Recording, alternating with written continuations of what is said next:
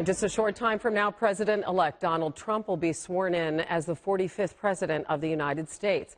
And the connection between sports and the White House promises to be as strong as ever.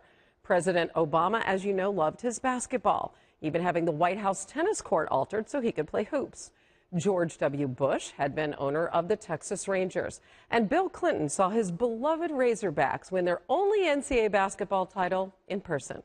But as Chris Connolly tells us, none of his predecessors had the breadth of connections that Donald Trump has to the sports world.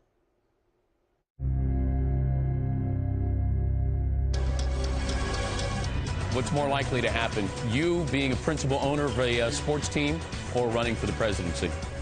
Me running for the presidency, perhaps. So that happened. Thank you. For the now 70-year-old President-elect Donald Trump, long before there was politics, there was sports. Got Mr. Trump in the house tonight. There's the Donald. Absolutely loves the game of golf. You got that one, okay. Including, from his earliest days, golf. I started very, very young, but only one round with my father. He didn't really play golf, but he had a good swing. Raised in the New York City borough of Queens in the days before the Mets, a young Donald would watch the Brooklyn Dodgers play at Ebbets Field. At New York Military Academy, he'd letter in football and soccer, but would thrive on the diamond as a first baseman, captain of the team in 1964. Described by his coach as so aggressive but so coachable. After graduating college and entering the family real estate business, Trump would ever after be drawn to sports' strong personalities, to bosses and superstars associated with winning, like Bob Knight.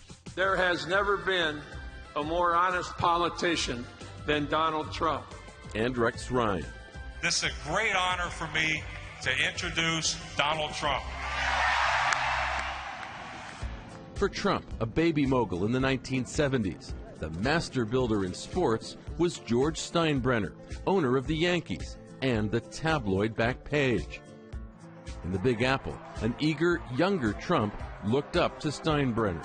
George Steinbrenner has done something, in my opinion, with unbelievable class and unbelievable style. But he probably hates losing as much as anybody I've ever known. Becoming owner of the New Jersey Generals in the USFL, an upstart spring football league, meant courting A-list talent. At this 1985 presser, flashbulbs popped when he announced the signing of Heisman Trophy winner Doug Flutie. There's never been a more successful league in its third year of operation, as everybody understands, and Doug gives tremendous credibility to the league. Trump's master plan to force his team into the NFL by spearheading a USFL suit against the established league ended in a Pyrrhic victory. The USFL won its lawsuit against the NFL, but only won $1. And we actually got $5 or $6 million in legal fees, but we got $1 in terms of the victory. The USFL folded, but by then, Trump was a casino owner in Atlantic City, where nothing brought in bettors like boxing did. Thank you, Mr. Trump. Yeah. Thank you, Mr. Trump. Now we'll see who's the champion. And who's the chump. When a 21-year-old Mike Tyson KO'd Michael Spinks in their 1988 title fight, Spinks would be counted out on a Trump Plaza canvas in Atlantic City. It's all over! Mike Tyson has won it! A dramatic first-round knockout! He was at his all-time high, I feel, the night he fought Spinks. That was his all-time high. It was Trump's peak in boxing, too. A 1989 helicopter crash would claim the lives of Trump's top executives in the fight game. By 1991, his casinos facing bankruptcy. Holyfield Foreman would be Trump's last big bout. All along, there'd be more forays into sports, an East Coast bicycle race called the Tour de Trump, and a New York City Trump Super Speedway for NASCAR.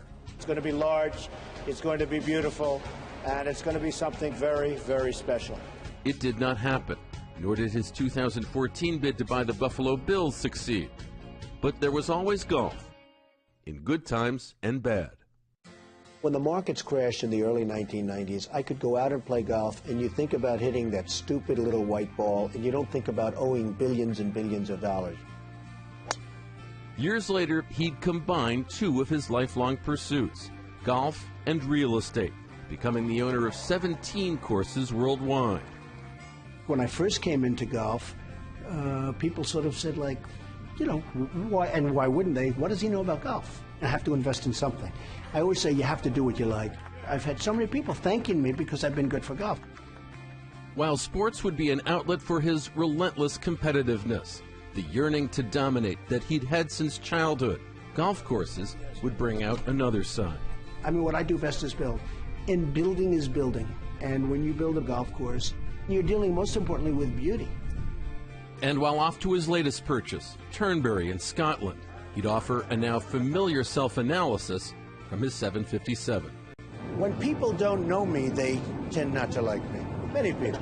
When they know me, they all like me. Other than enemies, which I have some, and I like it that way.